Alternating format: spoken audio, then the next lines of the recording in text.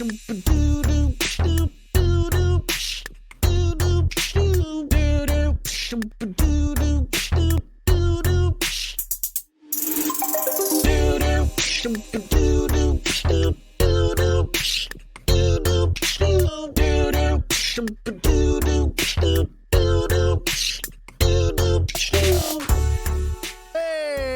everybody, welcome to episode 148 of Tactical Crouch. Kickedtripod here with Yiska and Volamel, talking about everything going on with Overwatch League in the off season. We've got a ton to talk about, so we're not going to waste any time to get right into it. Show is supported by our patrons. If you like the show, go to patreon.com/tacticalcrouch. Follow us on Twitter at tactical_crouch. And then, of course, just find wherever you want to watch the show, it's there. Just search for Tactical Crouch. It's not hard. If you also want to support the show, you can do so right here, just by dropping that Twitch Prime sub, regular sub, bits, whatever. We love it all. Thanks so much. Big thank you to our patron producers: Refine Bean, Ferdino Pin, Battlecrab, Lolshin, Rex Zane, Audio Compass, Kosh67, Sharp, Picasso, Nathan, Your Misery, Hunter Tane, Fable Steven, Roger B. Owen, Chris R34444, Horbjorn. I listen to the podcast whilst on the toilet and in the shower thinking of Yiska, Peace Camper, and Shrek 2 on DVD. Is that Lilac? I don't know. That feels like a Lilac name, but also primo name. Please continue to have John say funny things. It's really good. It would have to be a Lilac name, but I don't think he receives enough allowance for that to happen. So did he make like a patron bet where he's like, yo, I think this happens, bet me a patron sub, or like bet me a name change? Because I've seen those been going around. I think we had one recently with a certain Dallas signing. Shout outs to those who have fallen. Their names now changed forever in the history books. So yeah. Yeah. Participate. Well, guys, it's good to see you. It's been a while. Cheers. Hopefully everybody had a good weekend. Enjoyed it. Good. Lots of Valorant. Nice. Valorant. Yeah, I remember this. Playing or watching? Watching and interviewing people. Good. Good. Yep. I'm getting ready for expansion. Wow, expansion. Slans. Yep. It's time. Shadow Priests are really good. And they're back to managing 3 dots. So that was where I was primo. And they dumbed it around with this void form and then I was like, only okay. Now that we're back to multi-managing, like multi-dotting, it's gonna be great. Got a little bit more to do. Quite enjoyable. Yeah. Yep. Nice. So there's that. Getting pretty good at Rocket League, guys. I'm not gonna lie. Yeah, you're scoring some goals. I'm getting kind of little Rocket Ronaldo. Kind of carry. That's a football player, right? Kind of carry. Are they like positions? No. Nope. Not really. No, not really. Maybe with good. Do you play 1v1 or no? 3v3? I play doubles with my brother. That's how we spend our doubles. Quality time. Doubles are a lot of fun. Yep. So, yeah. Yeah, good game. Yeah. Anyways, let's talk about some other things. All right, let's talk. We should probably just talk about the juice first, right? Right. So it's juicy. Breaking. Yiska reported first, right before the show.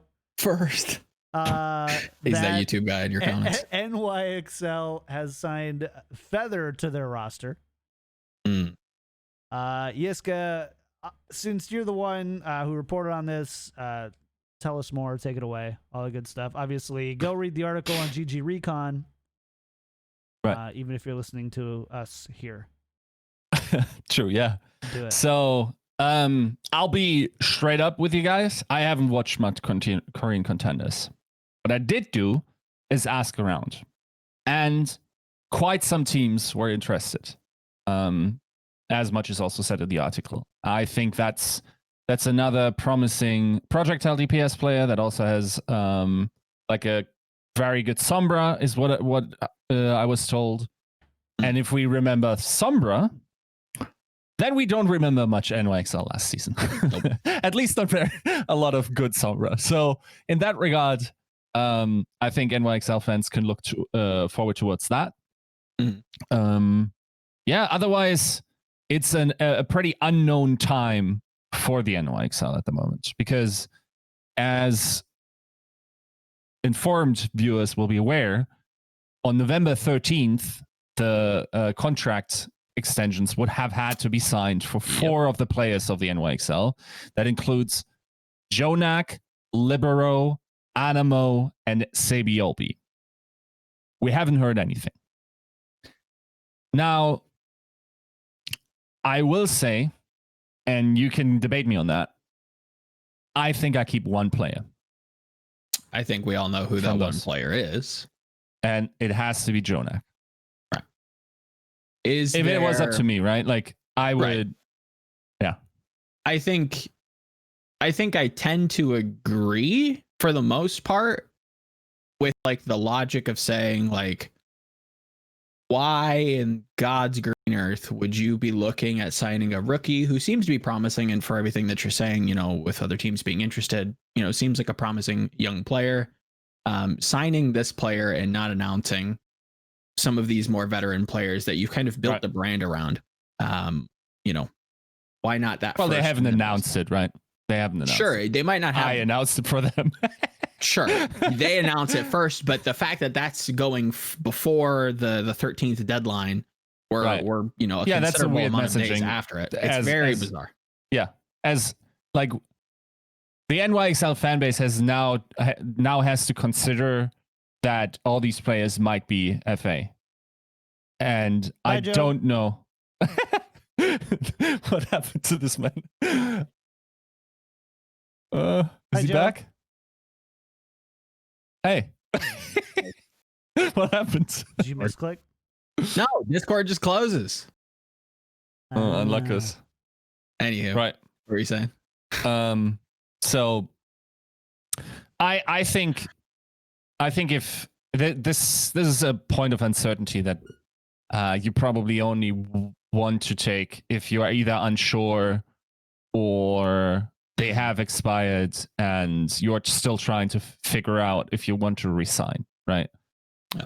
Keep in mind, I think it's a thing this year that a lot of teams want to sign new contracts with a player with their existing players because of new regulations being in like possible, right?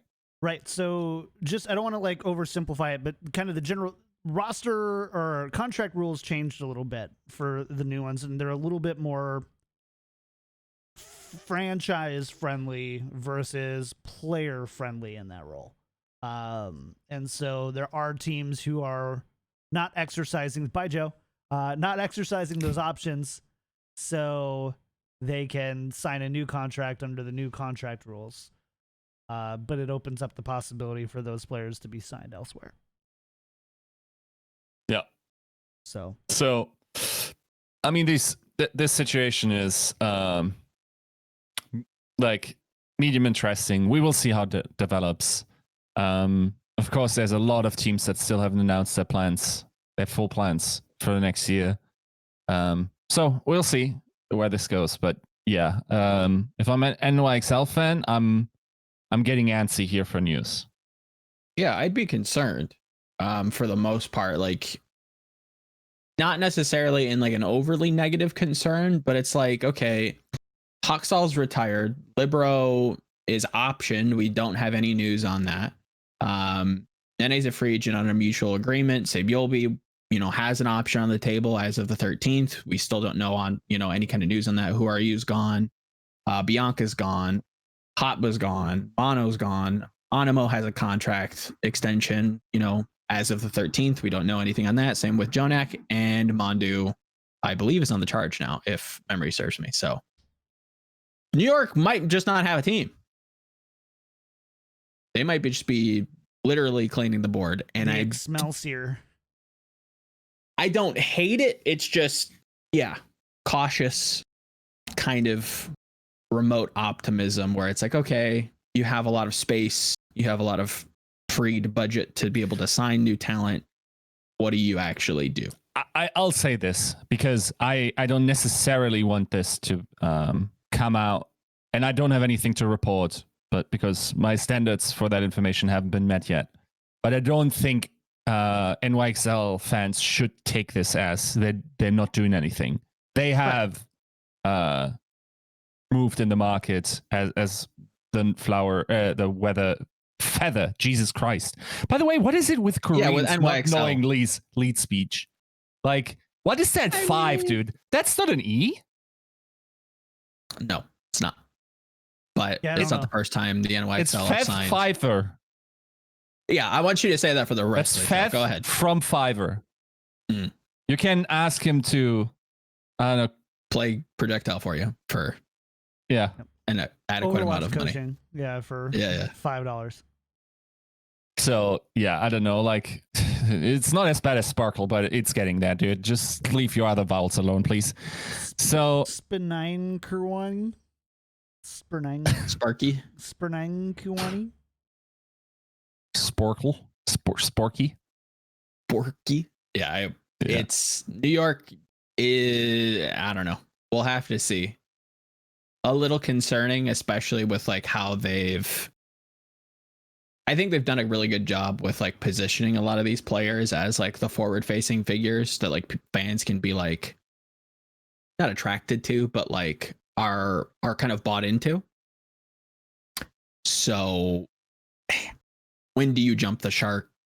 When do you kind of look at Sabiolby, maybe move into like a management position, maybe move him into a player coach kind of position? Is that an option that he wants to do? Is that an option that New York wants to do? This is going to be a pretty pivotal year, it seems like, for New York, or at least it very well could be. They're literally pivoting. Yeah. Which isn't a bad thing. I think they struggled with adapting their style of play last year, and if they can't find a good solution, or if they can't find like the actual culprit, then maybe it is best to just kind of flip the script. But that's a gamble. That's a big gamble. It's time though. They've gone 3 seasons without making like major infrastructural changes. Like if you say, John, what is the difference between NYXL season 1 and NYXL season 3?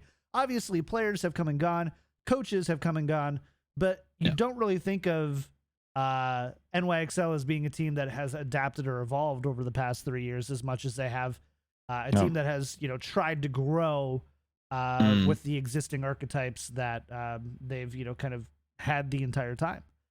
So, I mean, and we talked about this at length, so we're not going to spend too much more time on it, but it would be a dangerous pivot to drop everybody from like, I think just kind of keeping your fan base happy and keeping people invested into the franchise, not necessarily from an end results level. And I think that if you do put up those end results, then those fans usually end up coming back. But it's risky and it's different. Sure. It's not something we're used to seeing from NYXL. So we'll just kind of have to see what that is going to look like for NYXL. And I have a feeling by, next week or the week after, we'll probably know quite a bit more on what this NYXL roster is going. Because we still don't know. They might, they could re-sign Sabiolby, Libero, Animo, Jonak, and then all of a sudden...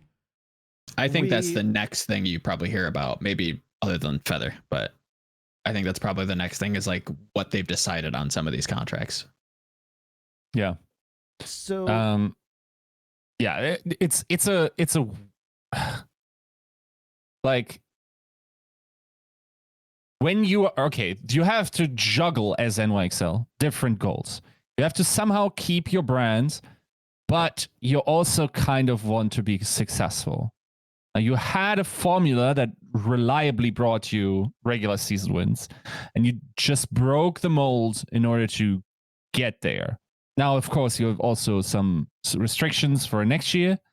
I think the mean and lean idea of roster building will apply to a lot of teams.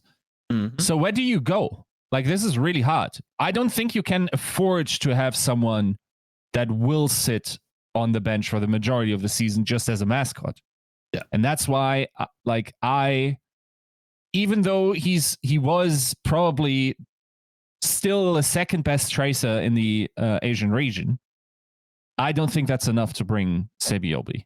Oh, sure. Yeah. For next year. 100%. Yeah, I'd like to see him maybe move into management. Other than that, yeah, it's a tough ask.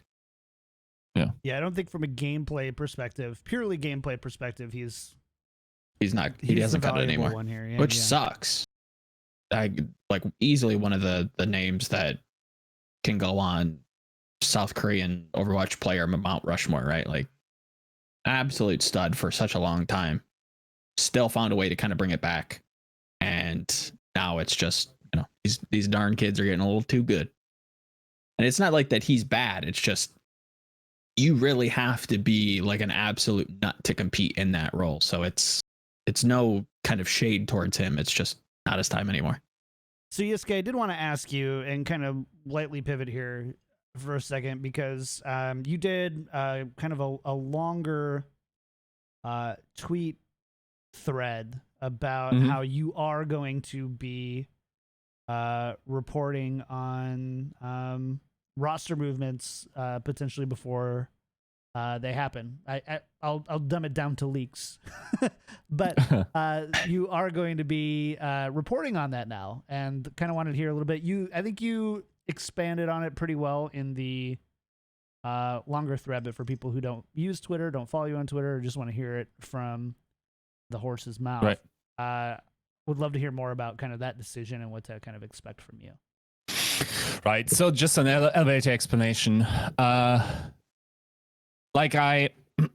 Okay, how do I roll this up? So I've been effectively altruistic for all my professional life. That means is I try to use the resources that I have for the most good that I could possibly use them for. I've also lived that in terms of my private finances to a certain degree. I don't necessarily agree to all the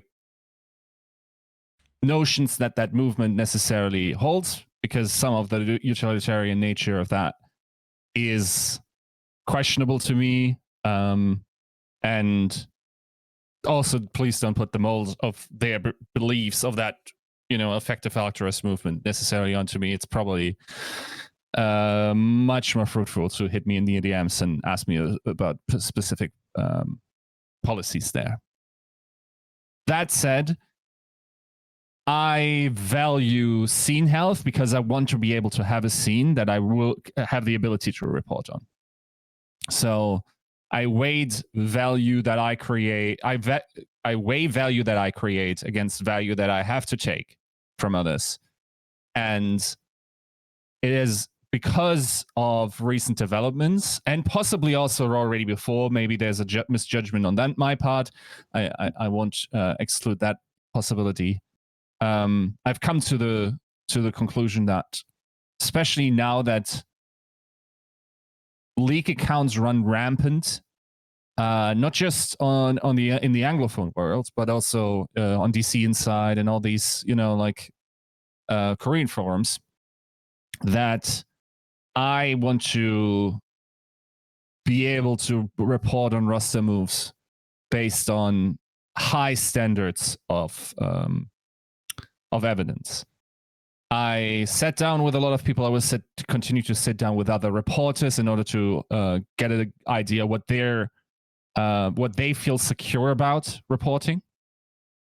And then I will put about 20% anxiety bonus from my part on top of what they deem to be the threshold, because I'm a safety loving person as such. Yeah, and that's basically the moral underpinning of that explained there. I thought now at the latest, the value I can bring is higher in terms of that. I also kind of already saw value coming my way with that announcement. A lot of you want to find out what's going on in the off season. I will say there are inherent things in how the Overwatch League is set up, in which you can either miss or it can appear that you missed. Now, here's a very practical example that I don't think will ever really necessarily happen, but a team has signed a player, doesn't announce him for 30 days, and after that, they find out they don't want the player. and it looks like the report has missed. And that can also, of course, more apply to other reporters in the scene as well. That's theoretically a thing. I don't currently believe that any organization would go to that level in order to deny the accuracy of a report. I think it's much more likely that people will try a talent for 30 days and see if it works. I mean, we kind of already saw that last season. Right. Like Spark signing, I think it was Zijin, and just never got announced, but was reported on the official contract list. Like, it's not unheard of, right? It's not out of the realm of possibility that somebody trials somebody, has them on like a preliminary contract, and then just never get announced. I don't know. Yeah. So, yeah, with that in mind, that it's just the current conclusion I've come to. And this, of course, also extends to a degree to us here in how we treat roster announcements or reports. I think we three will have to negotiate how we treat roster reports from others. What we can do is, for instance, use corroborated information from others that I know have signed and then talk about these. We'll have to see how this works. It's pretty new terrain. People actually thought I did roster reports in the past in my career over the last 2 years. No, the only thing that I did before was inform about league structural changes or format changes, stuff like that. Yeah, or like the stuff that happened with Fusions in the first Shanghai win, where he wasn't able to. Was it Fusions? Yeah, I think so. Yeah. Where he was 2A and that type of stuff. Couldn't play. Those are the reports that I did. More like meta structural issues on a macro scale, not really the micro of the teams. And that's the policy I'm changing now. Nice. So you're in it for the clout. Got it. Well, I'll just say I got 300 Twitter followers, new ones, before I even reported anything. So you guys are really thirsty for some juice, dude. Like, you know, if you little heads are, you know, hey, you passed looking me. for the. There you go. How does it feel? God. All right. Yeah. So starting immediately, I'm going to be reporting roster leaks on my Twitter as well. New leak account. Pog. Just kidding. Cool, man. Well, hey, we support you. Glad to have you. If you ever decide to leak those things on this show, great. Just kidding. Yeah. Anyways, glad we touched on that. A lot of people had questions about it today. But let's talk about these other things. We're gonna say in NA, I think, first, and then we'll go over to Asia. Sure. XE to Fuel. Let's talk about Fuel because we have talked about them a lot. Haven't done that. We talked about it a lot, and I want to get it over with. So XE has been signed. We discussed at length how the Dallas Fuel had two kind of not glaring, but two weaker parts of the roster. The first one is depth at the DPS role, mainly hit scan, and then still worried about that backline. However, so backline, I think, hasn't changed, and this is the final roster according to Hastro. Yeah. So that's not going to change. We'll talk about that. But they did add XZ to the Dallas Fuel, joining Sparkle, his former teammate, and Hanbin and Fielder. Mm-hmm. Yeah. they signed a lot of Paris. I just put that together now. Yeah. So a lot of Paris is in Dallas now. How do you guys feel about this change? Does this round it out for you? Joe, is this still barely a top 10 team? I mean, definitely not a barely. I think they definitely sit within top 10. I think their floor is still 10, for me at least, as it stands right now when compared to their peers and what their peers could do. And I think they could go as high as 5th, but I need to see what everybody else is up to. High as.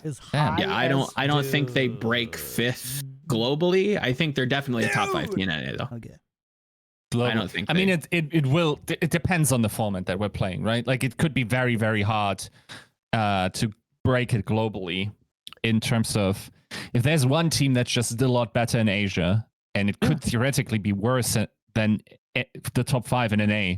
Yeah, maybe we can have that semantics discussion where it's just like, well, is the charge better than fuel? I don't know. Like, they haven't played. Yeah. We're gonna do our power regional rankings after most of these things are done, and yeah, get out with like. I think the sensible way to discuss this right now is to talk about it as in divisions in terms of North America. Yep. Do you think they are top 5 team within North America? Likely, yes. Yeah, I agree with that. Yeah. Yes. Yeah. I think their likely range will be 3 to 7, 3 to 8, 3 to 6, maybe. Globally? In NA. Is there a team besides? Okay. Is there a team besides the Shock right now that is a guaranteed top 5 Glads in the Overwatch League? Yes, Glads. Glads? Should be. On paper, with everything that we've gotten, I think Glads. I'm more interested in that team than I am with the Fuel. Now, okay, I'll hit you. I'm going to write an article about this, but I'll hit you with a little tease for the substance of that article, because I think a lot of people are interested in that type of stuff. I talked to a lot of people about Muse, and people are very divided. They are generally think he's one of the better ones. Like, no, not everyone, but a lot of people told me that the difference between Mag and Muse is massive. Oh, 100%. I don't think you could argue that. I perceive like the rating of this guy coming in as like barely behind Mag, and it's like the top tier thing that you get. I think that like I think Mag's Winston is insane. I think he already was the best Reinhardt in GOATs. Yep. If there's anything to extrapolate on, like Mag was the crown jewel in terms of rookies. Yeah, he's a star player. Yeah, like he has that X factor potential. Muse is just like a good solid rock. Jesus Christ. And then I hate you so much, Sean.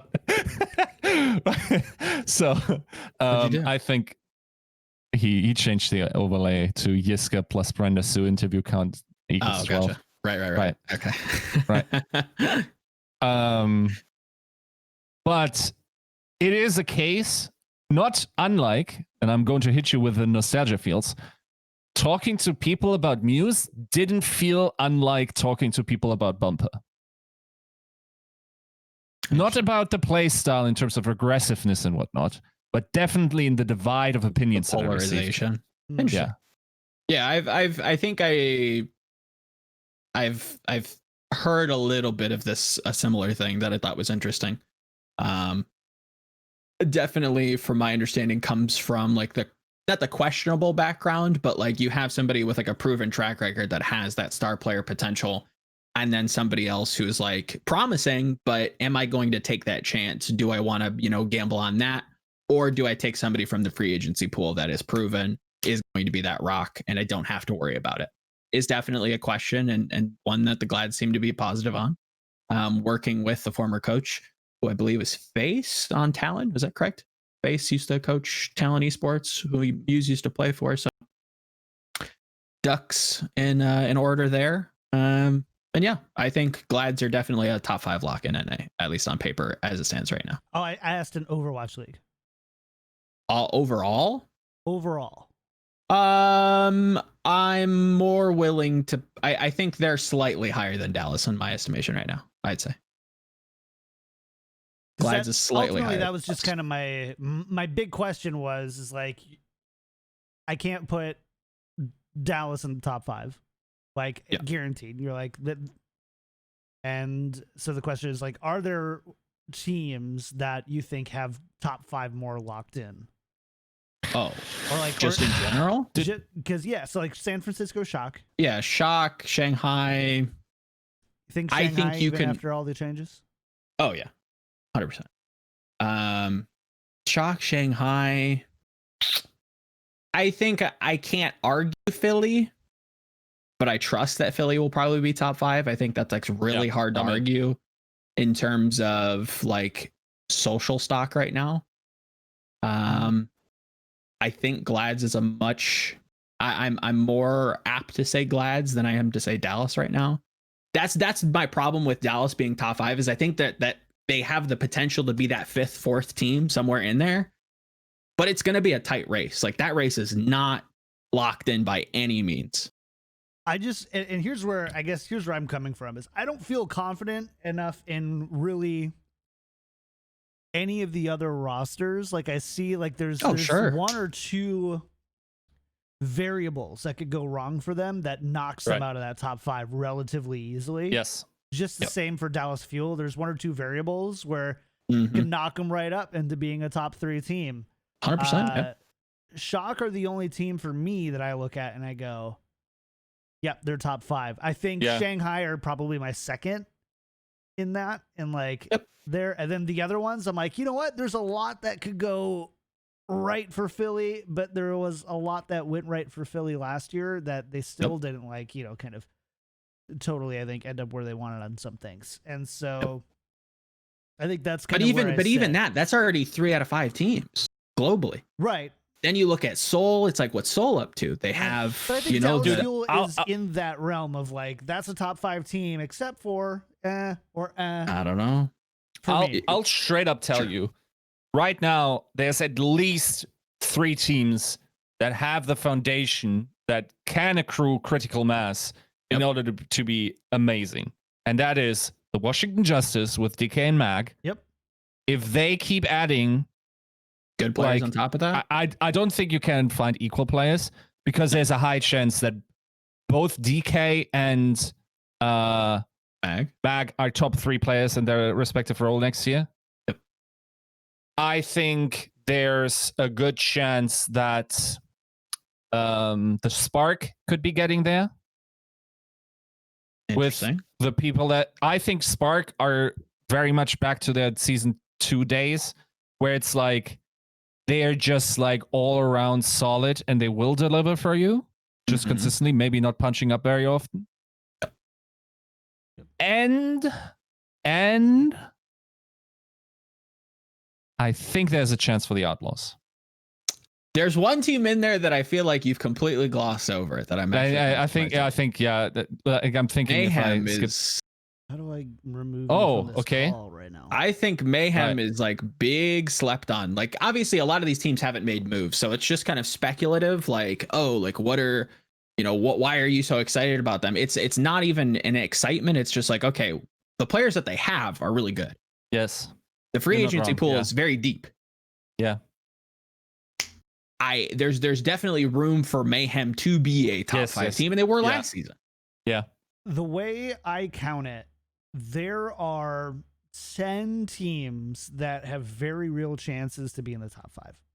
Yeah, I agree. Yeah, sure. And that's where I'm like, okay, Dallas might be there. Really good. That's a really good thing, which means that we're gonna have a really competitive top of the league. It means that teams are finally figuring it out how to build those rosters, at least on paper, to look competitive, because there were plenty of teams last season who it was pretty obvious the ceiling of their level of competitiveness that they could be. So here's the exciting things though. Every top team also has an attack vector for me. I'm thinking you guys aren't flawless.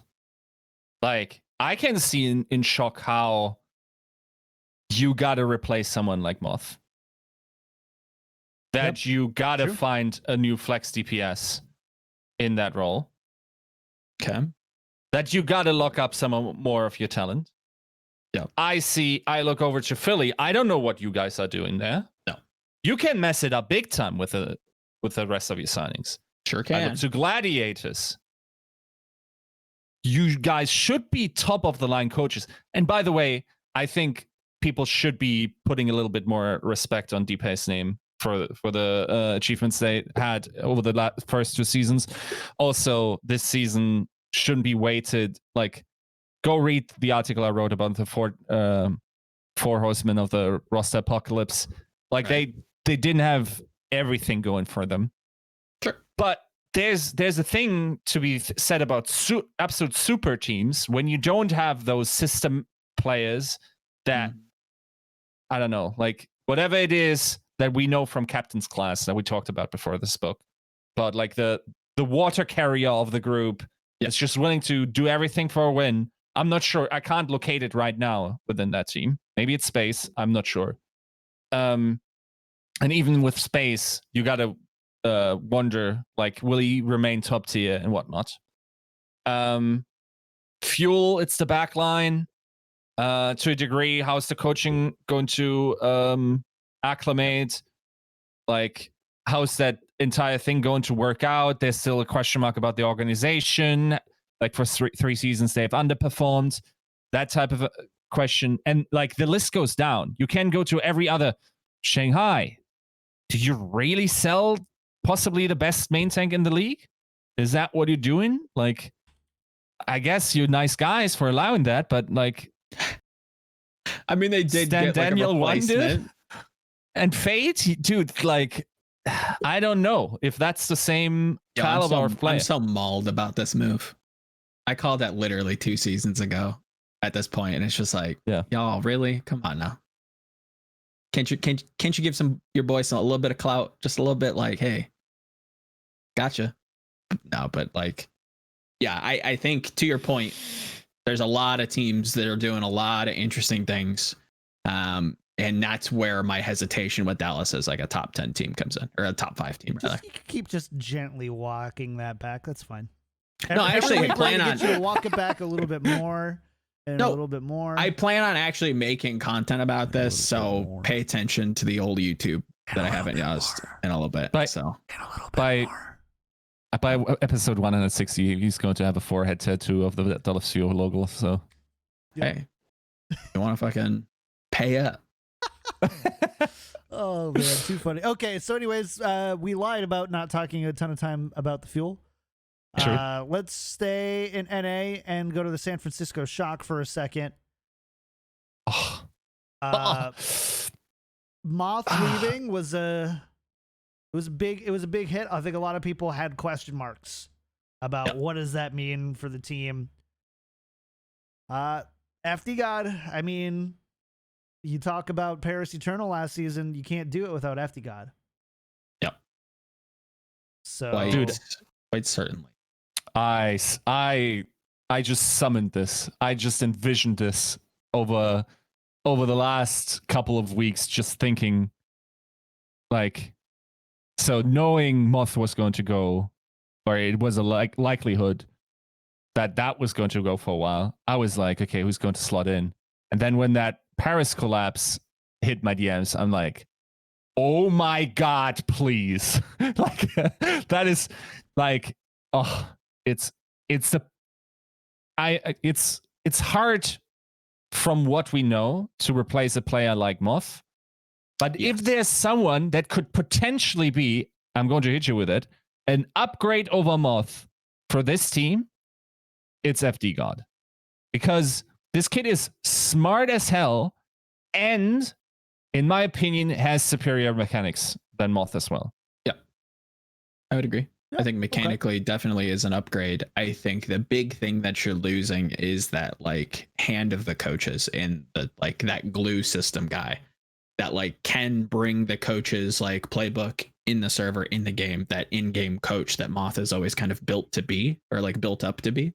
That's the one big thing that you've lost. So as much as like we look at Shock and we look at like this is such a big, such a solid replacement, this is a different kind of player. It's a different team already. And I think that has to be the narrative moving forward, that while on paper, the Shock probably have one of the better rosters in the league, this isn't the same old Shock. This is a different Shock in a different era of the game. Can they actually do it again? Can they build a new roster with new pieces, with new attributes, and still manage to win the championship again? Because again, I think that has been proven time and time again that Krusty can do that.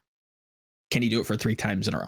That's the big $1 billion question. Yes, he can. I tend to Dude, this is such a triple announcement. Like, I don't know. Like, I still want to know this flex DPS. This is like what my dreams hinge on. Because once again, the elitist in me is chasing this triple. I want these high highs. Like, I want a legacy of a team that we can talk about, like in SKT in this game. I don't think it's particularly unjustified if they were to win it a third time, to call it that. Yeah, the COVID caveat and whatnot. They did it offline. Leave me alone. So yeah, I'm really hyped. I'll also straight up tell you the way things are shaping up right now, and we will of course have to course correct once we actually get to see the teams.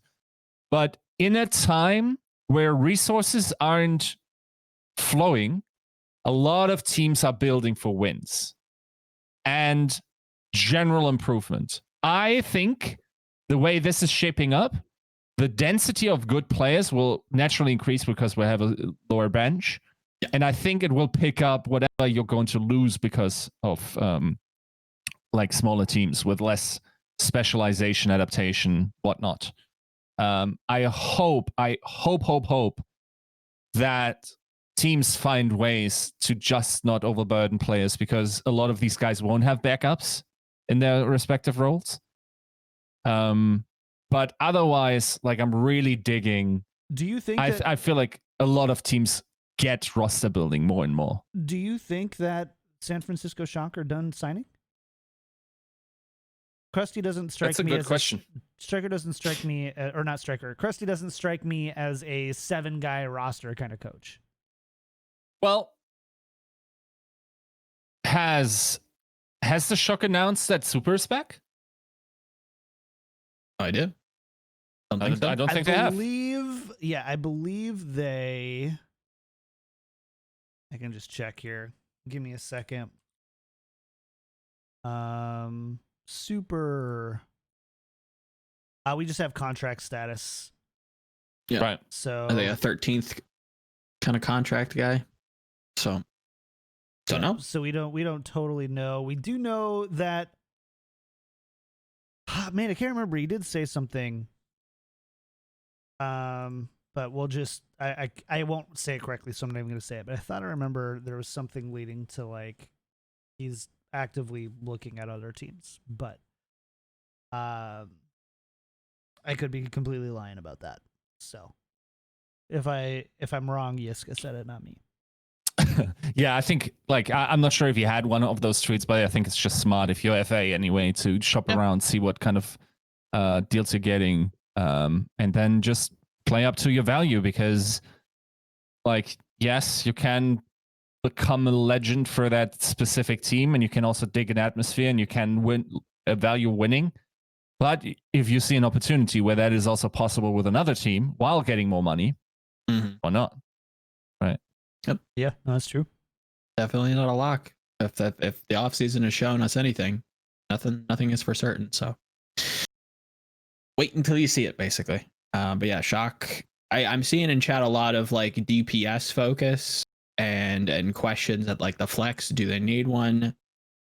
I appreciate, and I think I see where everybody's going with like the Tayo like moving to flex more and more, or at least, you know, going back to flex.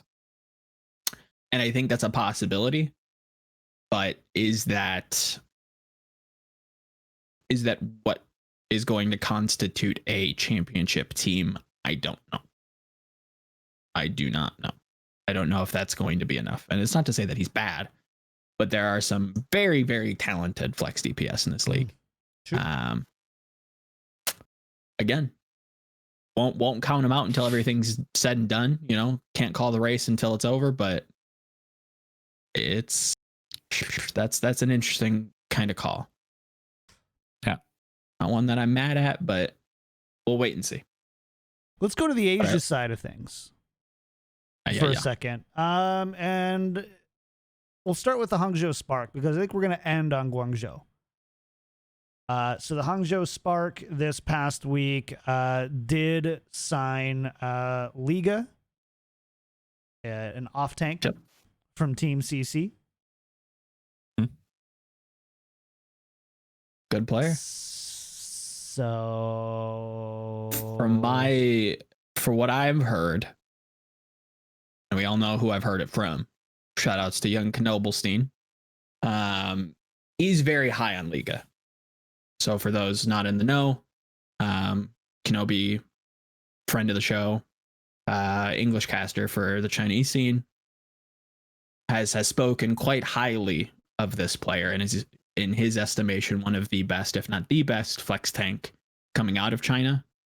So now he's reuniting with Gusha, with Shy.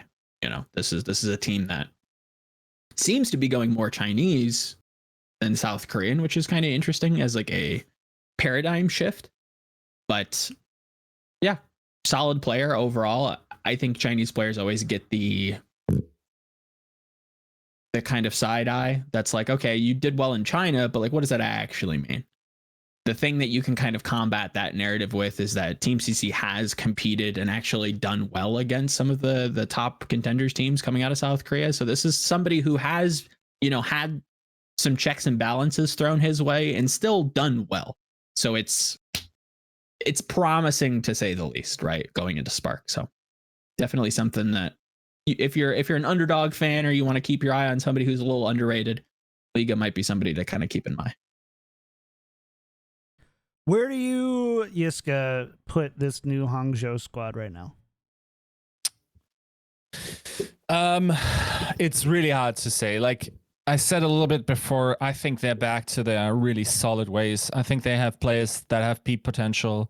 I'm excited what this perceived shift throughout towards a more Chinese majority roster will mean for the teams, for the comms of the teams.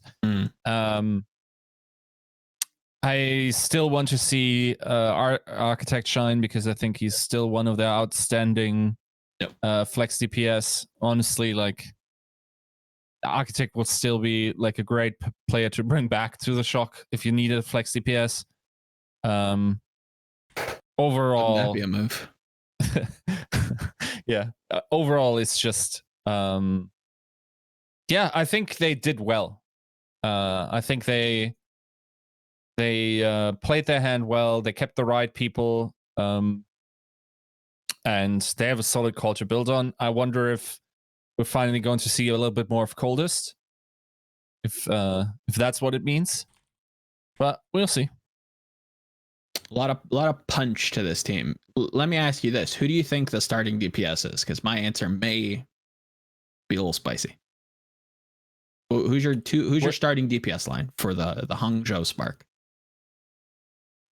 I mean, it depends on the meta, right? Like, but it's probably think generally Shy, right? That's what I would say. Yeah, I think Godspeed's moving more towards that specific, like mid to long range hit scan specialist role, playing behind Shy, who historically has been able to do a lot. I think that might surprise a few people that are just either not as high on Shy as I am, or just not in the know. Dude, like the thing is, Godspeed played a good season last year, so they have a solid backup to have there. I would say, like, from the old man's strength guard in terms of like, the type that is like SBB, Stitch. I'm sad that we didn't bring that back for Stitch, because we really could have been screaming old man strength come playoffs, right? That's another move. Like, I don't understand how Jerry over Stitch is anything but how it ever could be anything but an economic move. I don't know what's going on there. I think Stitch reveals himself to be a much better, much higher peaking player. So yeah, I think for the Spark in particular, it's probably like it's just all over the league to give young talent new opportunities, and barely, like, most of the time teams don't get burned on that quality of rookie. So you might as well.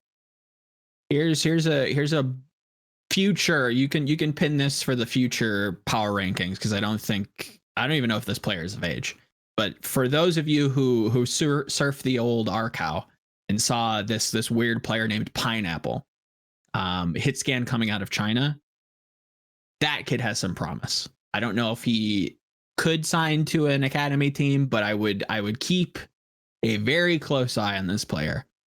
When I was trying to pay attention to China, I think it was towards the start of the year, if not maybe even last year, I was speaking to Kenobi in ways that were like, are you sure this kid's not cheating? Like that was like a conversation that was had, because this player is that talented, that skilled. Somebody to keep an eye on coming out of China. All right. So But yes, yeah, Bark in general, like rating them, to get back to John's question, is this a team you really think can be top 5 caliber? Yeah. Do you want to give them like a ceiling, or are you just gonna like hard lock that? I don't think they can. I don't think they can be a top 3 team with what they have. But okay, in the where do you regular think season, they can. Where do you think they bottom out at? Like worst 10? case scenario. 10. Okay. I'd agree with that. That's most of these teams' worst case scenario, right? We talked about like there's 10 teams that can be top 5. Yes. And their floors They're are in that all pack. 10. Like, and there's going to be 2 or 3 this that was actually overall, fall guys. below that, by the way. This was overall. I'm not saying they're top 10 China. Like, Top 10 That's not China. what I was. Right, yeah. Even though like Top 10 contenders cents. China Yeah, is get pretty it. cracked, but yeah. So That. no, I think their bottom is lower than Dallas. That's the difference for me. Yep, I would agree with that. Yeah. Smaller delta. Yeah. Smaller delta. I would agree. Yeah. That's fine. Okay, let's go to Guangzhou. So Guangzhou signed quite a few players. I'm sorry, I'm going to butcher the names. Choi Se-wan, Mandu, Michele, and then we haven't discussed it at length. I think we might have mentioned it on a previous show. But they have signed Yiska and Joe's favorite player, Karif. So, yay, Dude. So this is my fear with Charge. Man, can I just Karif is the most divided player I've ever seen coaches talk about. Bumper ain't shit in comparison.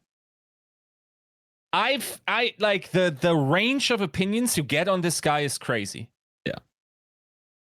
Like this guy could possibly get offers from the best while also not being picked by the worst. It's unreal. I don't understand. I really don't understand what's going on. And I think we probably fall somewhere in the middle of that, where it's like maybe slightly above average flex support in the league. You know, it's fine, serviceable, you know, deserves to be here. But like I said, anything to write home to mom about? No. Role star caliber? Probably not, especially these days. Like this is not an upgrade over the player you just let go of. Straight up. yeah, but people would disagree with that, Joe. And that's what blows my mind, dude. Like, it's not just one guy. It's like guys that we would all agree on have their stuff together. I don't understand what's going on. There's like some weird thing in the ether about the evaluation of this kid. It is unlike anything I've ever seen before.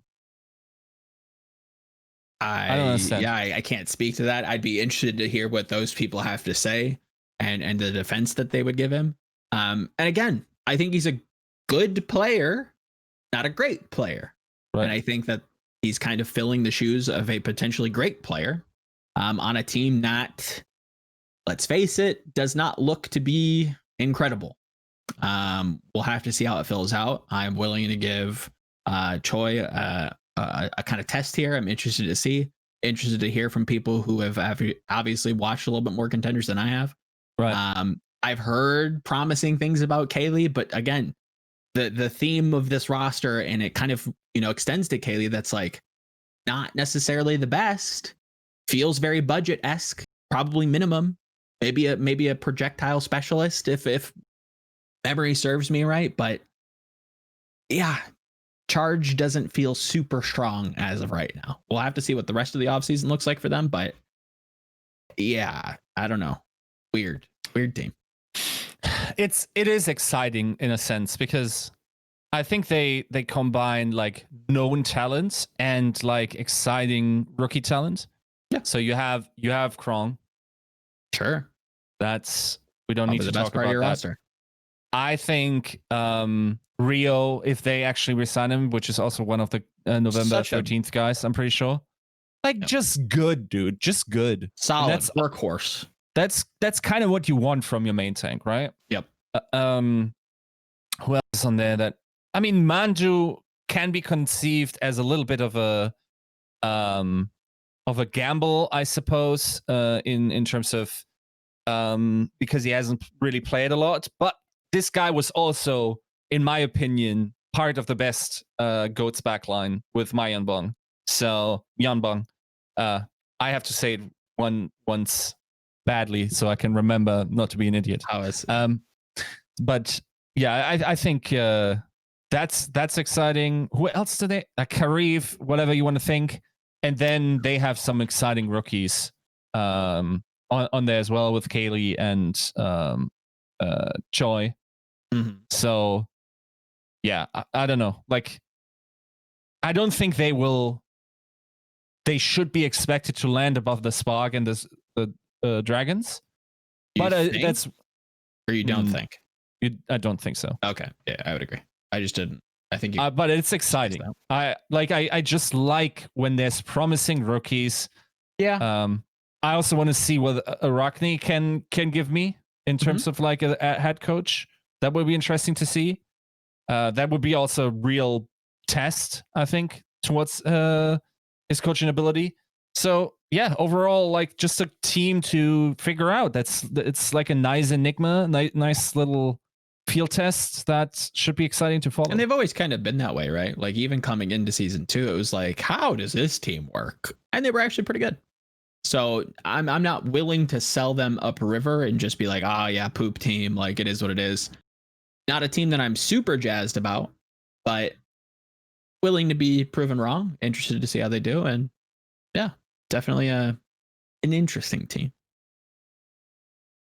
Arachne, coach with proven record, obviously worked with Krusty, so maybe learned a few things there. I've got to assume that, through osmosis, you've probably picked up on a few things that maybe you can help lead Charge to a more consistent performance. Another team that, probably doesn't get the credit it deserves, much in the same way that a lot of the players probably don't get the credit. Obviously, Krong, bigs up, but somebody like Shu probably was never marketed is not the right word, but somebody who kind of fell under the radar. I think Rio, like Yiska saying, like just an absolute workhorse, not bad on any of the tanks, not an all-star player, but he'll do the job. It's fine. It's good. And then, like you said, that's probably something you want from that role. So I guess the question is, what would it take? What would a move have to be to make this team like a lock for top 5 globally? Like, what would you like to see added next?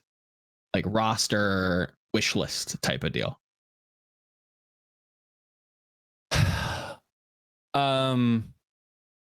Yeah, I haven't really thought about the wide range of possibilities that they could have. Mm-hmm. I also don't think they necessarily need to go for top 5 with the roster that they have.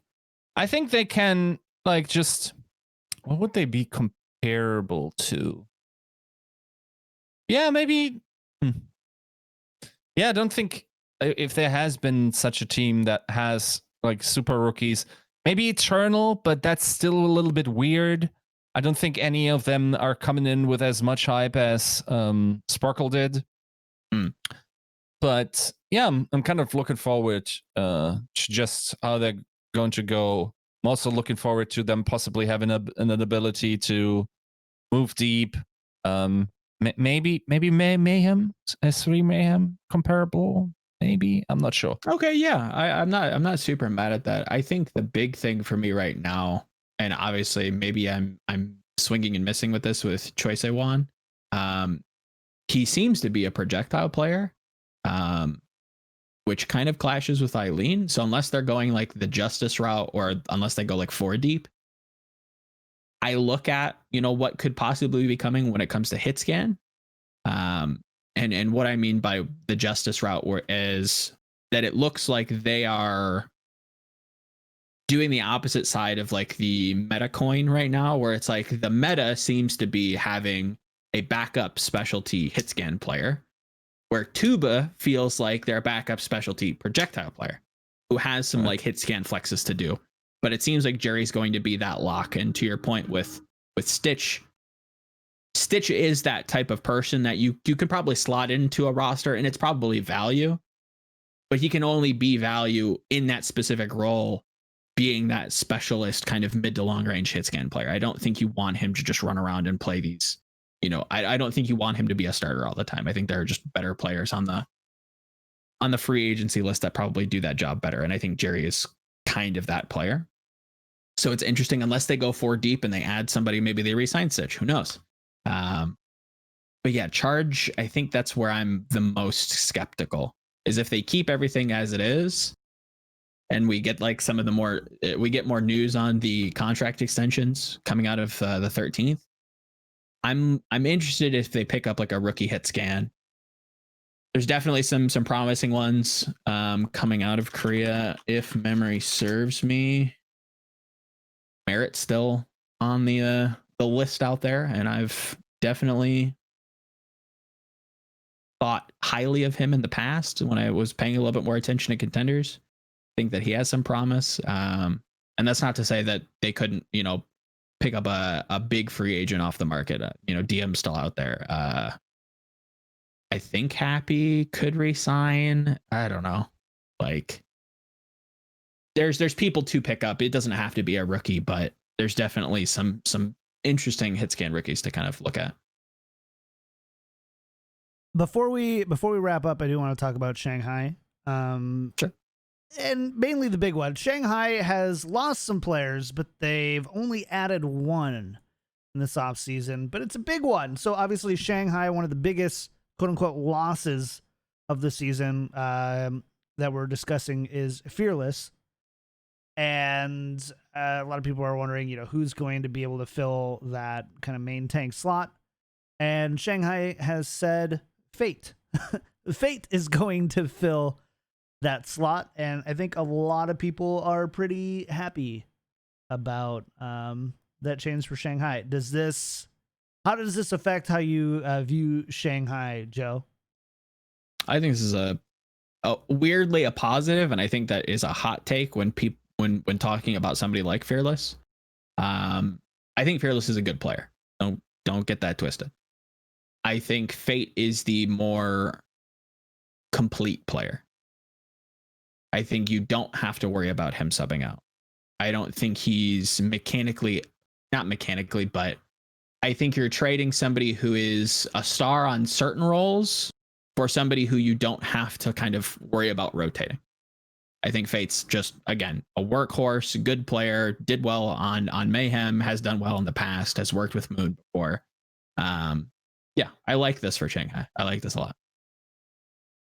Yiska, how do you feel about how Shanghai is shaping up right now? They're only at 7 players. So last year they had they did 11. Kind of wave it around. I believe they had 5, 6, 7, 8, 9, 10, 11. They had 12 last year. So, right. Yeah. I mean, I'm sure the trend has not really gone past them. I also believe that economics work a little bit differently in China than they do for us. Mm-hmm. So maybe they're still stocking up. Because actually, I don't have any juice on them. I will say that right now, to me, they look unimproved, which is scary in a world where everyone is improving. Yep. So how scary does it look? Like, what do you mean by scary? I think they needed a better main tank, and I think they needed a better flex support. I mean, let's see. Let's take a look. They actually probably needed 2 better flex supports. Ideally, yeah, I would agree. I think somebody like Izzyaki could be that like not third string. That's second, maybe. More. Yeah, that's fine. Second string, you know, on the double flex metas coming in and playing specific heroes, or maybe having a specialist that he can kind of bring out on certain maps. I think that's fine. Yeah, we'll have to see. I'm not ruling out the possibility of an upgrade there. This is a team that has waved the checkbook around a lot, and I think if there's a free agent that fancies Moon or vice versa, I think you could see that happen. I would not be surprised to see somebody big go to Shanghai in that role. Also say there's still some exciting rookies, especially Aztec on the market. I'm looking forward where that guy's going. Yep. But yeah, like even if you kept the roster the same, you know what you're getting here, and it's not bad. Not bad at all. I don't think that, because Yiska, I agree. Other teams are improving, and they're, Shanghai is standing relatively still. I don't think that they've got a very big delta to where their floor is. No. So, it's not a team like if they don't do anything, they're all of a sudden like a 10 team. Like that's, I think, an absolute like kind of worst case scenario where it's still like they're still going to be a really good team. Yeah. So, like I think that is their teams are definitely improving. I think that they can steal that, I don't know, top 3 spot from them as is, but it's not like some of the other teams that they could be 3, they could be 10. We'll have to see how everybody else does and how that all feels, So I think you got to swing for the fucking fences if you're going to top Shanghai. Like just in terms of like evaluation on paper, like Fleta, Void, LiGe gone. Already, you've got 3 absolute star players, right? Once again, dude, I don't have any juice on this. Boo. But I feel something is brewing in Seoul. There has to be something a brewing there. I think they've locked down all the right talent. But that is another team that is not afraid to wave it around. Not afraid at all just to send somebody a blank check and bring them over, right? And that's my big concern with like top 5 kind of discussion, where it's like if you have a team like Dragons, if you have a team like Seoul that are operating in a different but a different area of the globe that has a different market evaluation of this league, that has a little bit more to kind of work with, that's tough to compete with. That's really hard to evaluate on paper. If Seoul can wave the checkbook around, if Dragons can wave the checkbook around, does Dallas still look like a top 5 team? It's not that they're bad. It's just a lot of other teams are a little more stacked. But we will see. It's hard to talk about it because, like, how do you make it so that Seoul is definitely the better team? Because compared to who? Compared to Dallas. I don't think you have to do much. I think you have to do a lot. Really? Are you convinced that Jesh is back to being the best, like one of the best tanks in the league because he clapped cheeks on Rogue? I agree. No. I think you have to kind of fill that out. I do think there are some free agent main tanks that could do that if you wanted to go that route, but outside of that, depends. They already have Marvel. There's no, they don't. Yeah, that's it, dude. I think that's fine then. I mean, I'm not excluding the possibility that Gesture will once again be the best tank in the world next year. He's the one to decide that. It's not a convincing argument, right? Like you can't just go recency bias. Oh my God, Roadhog Pog, therefore Gesture back, right? Like that's not a fair, a summation of his ups and downs, because again, you evaluate him at the start of the season, at the end of the season, 2 very different players, right? I don't think Seoul has to do a ton for me to put them at around the same estimation already. I think they have a lot more room to grow because Dallas is done, right? And all the messaging, at least in my eyes, Dallas is finished. They've built the roster. Yeah. I look at somebody like Seoul. I look at a lot of these other teams. They have room to improve it. So I'm willing to give them a higher mark, at least so far. I don't know. Like at some point, and it's not going to be today, but we have to talk about like where the disconnect is, because like in my mind, Dallas has just like incredible talent on like 4 of their positions, and I don't see how we're getting so low with them, because like they have it's not a low thing. Again, I don't want the narrative to be that, oh my God, we all think Dallas sucks. I think this is going to be the best Dallas Fuel season ever. Period. Come on. That isn't setting the yeah. That's not setting the bar very high. Well, I mean, they're going to win the league. I don't know what you want me to say. Yeah, I mean, do you think they between that? I want somewhere between. This is the best Dallas Fuel season overall, which any dude with Wikipedia can tell you. And this is a team that's going to win the league, which is obviously just disingenuous. Just say it. Do you think it's possible to win the league? To win the league? Yeah. No. Why, bro? I don't way. understand. At least for right now, my evaluation of that question right now is no.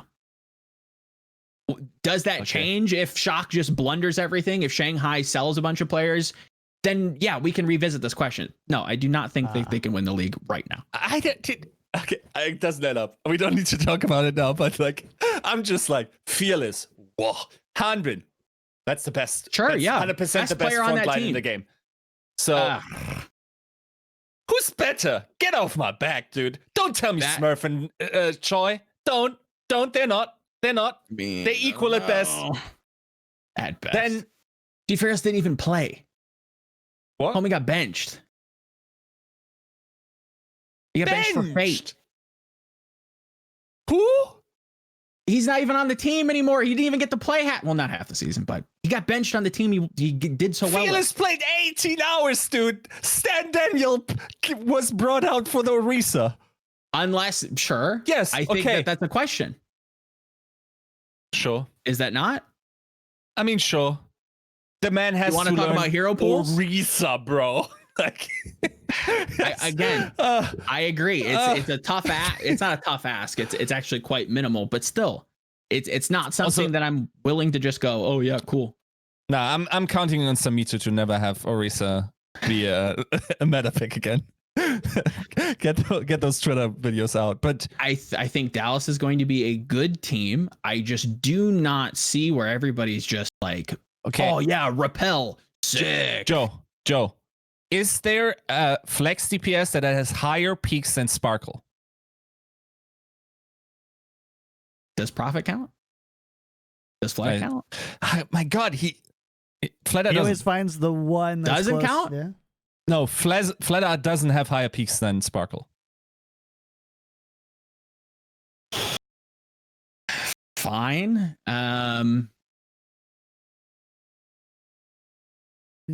Chat, does DK count in that? That's like a hyperflex. I think he could. Yeah. Architect. I'm not sure if it's the same amount of rolls. I think it's close.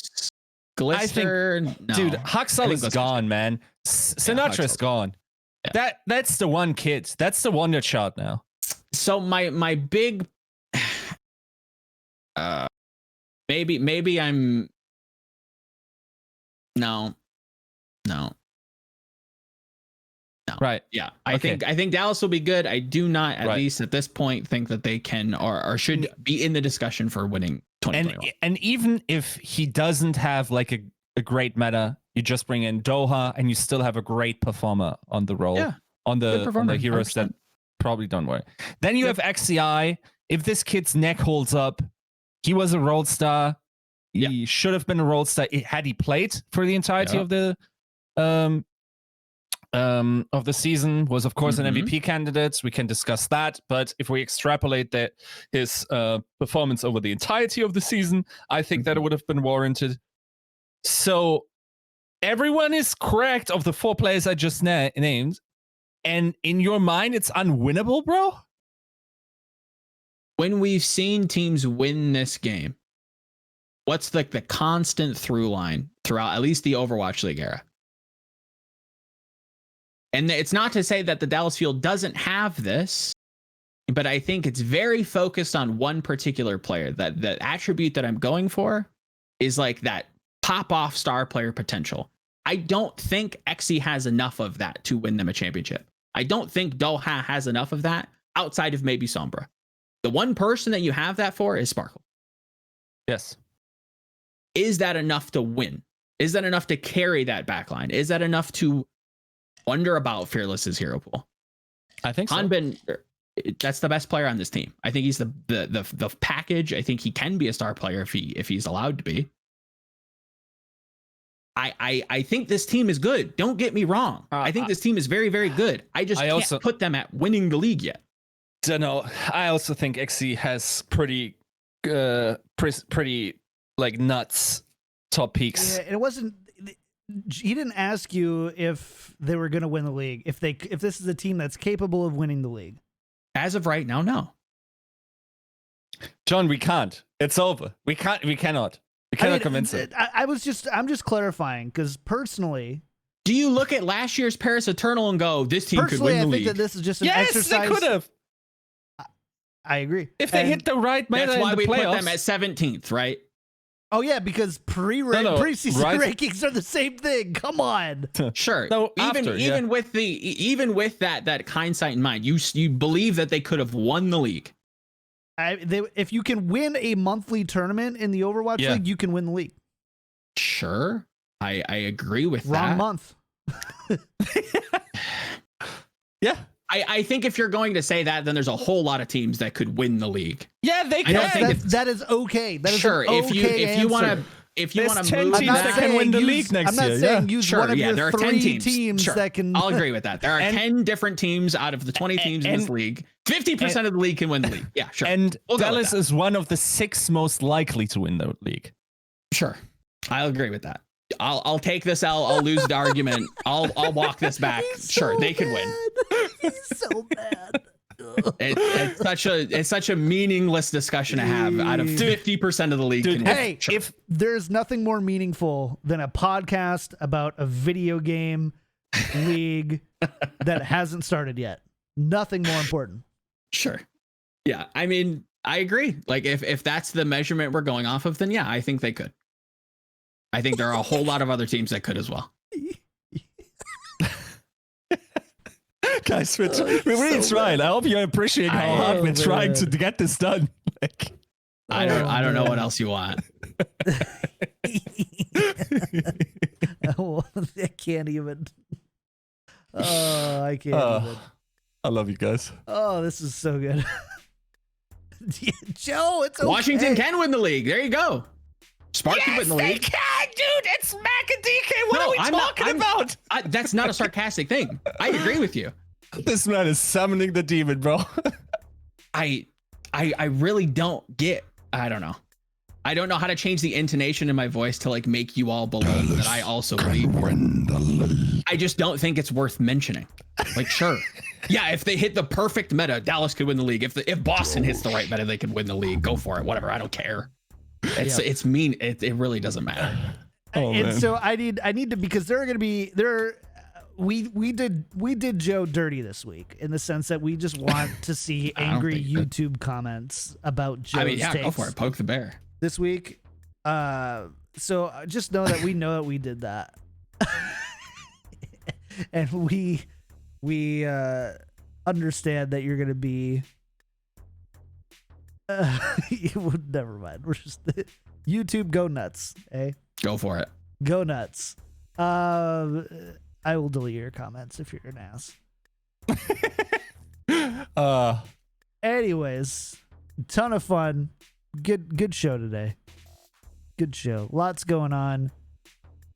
Big thank you to Fussel, Kafer, and Leonidas for the resubs. And a big thank you to our brand new patron producer, Shrek 2 on DVD. Shrek 2. Shrek 2. Out everywhere. Straight to DVD. And a big thank you to all of our other... no, Shrek 2 had to go. I think Shrek 3 might have gone straight to DVD. I think Shrek 2 is... I gotta check. Shrek 2 absolutely went to theaters. No doubt in my mind. 0. Yeah, you're right. You're right. Dull. Yeah, you're right. Yeah, okay. You're right. I don't even have to check. So, and Dallas Fuel is a top contender. Top 10 team? Yeah. Top contender. Big thank you to our Patreon producers. Refine Bean, Ferdino Pin, Battlecrab Lotion, Rex Zane, Audio Compass, Kasha67, Sharp, Picasso, Nathan, Your Misery, Hunter Taden, Fable Steven, Roger B. Owen, Chris R34444, Horbjorn. I listen to this podcast whilst on the toilet and in the shower thinking of Yiska, Peace Camper, and Shrek 2 on DVD. If you like the show, here's the 3 ways to support. For free, go to iTunes, leave a 5-star iTunes review. We'll shout you out on the next show. Leave a sub, resub, tip, or whatever at twitch.tv/Kickedtripod. Or one of our favorite ways is to become a patron. You get your own dedicated role in discord.me/Yiska out, our Discord. We've got a nice little Crouchers channel there. You get guaranteed spots for our game nights, which we will probably have one this week. And if you choose to be a patron producer, we shout you out every week on the show and put you on the little slidey things. So great way to do that. All right, we're going to get out of here, though. Shout outs for the week, where people can find you. Joe, I'll have you go first.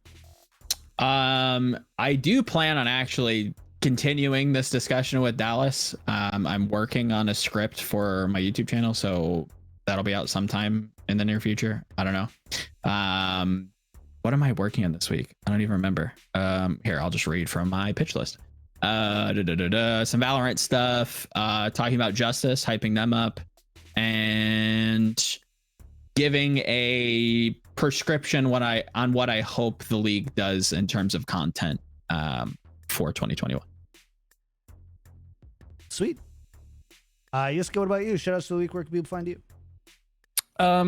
I'll dabble in a bunch of things once again. I did a couple of Valorant interviews over the weekend that will also be in the cards for next weekend. And then also, like as we talked about, reports will be a thing. I have like 15 or so that I'm 95% sure, but I'm not going 95%. I need 99 in order to be confident. So we'll see how solidified I am on these others over this week. Sweet. As for me, you can find me everywhere at Kickedtripod, twitch.tv/Kickedtripod, YouTube, Kickedtripod YT. Getting ready for Shadowlands this week. I've got a new keyboard to build. I'm just waiting on my screwdriver set and my cable, but I'm building from scratch. Got like the base from KBD fans. It's pretty cool. Nice. And everything. So going to be ready in time to go for Shadowlands next week. So I will be streaming that a little bit more starting next week as well. So if you want to hang out and watch Shadowlands and all that kind of good stuff. Other than that, nothing really that much different going on. So thanks everybody for hanging out. Hope you had a great one. We will see you on maybe Wednesday. I don't know. We haven't actually talked about it yet. So I'll let you know when we're going to see you. And until then, bye everybody.